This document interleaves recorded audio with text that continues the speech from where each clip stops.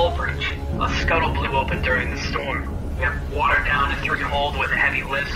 We lost the main propulsion. The American cargo ship El Faro as she sank near the Bahamas last year. একটি বিশাল সমুদ্র, এক শক্তিশালী জাহাজ আর মহা বিপর্যয়।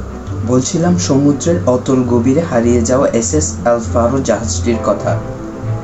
2015 সালের 1 অক্টোবর 33 জন ক্রু, একটি বিপজ্জনক ঝড় আর কিছু ভয়ঙ্কর ভুল সিদ্ধান্ত, যা একে পরিণত করে মার্কিন নৌ ইতিহাসের অন্যতম বড় ট্র্যাজেডিতে। কিন্তু কিভাবে এই জাহাজটি ডুবেছিল আর কেনই বা ক্যাপ্টেন তার দিক পরিবর্তন করলেন না? এল ফারো ছিল 240 মিটার লম্বা এক বিশাল মালবাহী জাহাজ, যা ফ্লোরিডা থেকে পুয়ের্তো রিকোর পথে ছিল। ঠিক তখনই আবির্ভূত হয় হারিকেন জোয়াকুইন, যা নিমিষেই সবকিছু বদলে দেয়।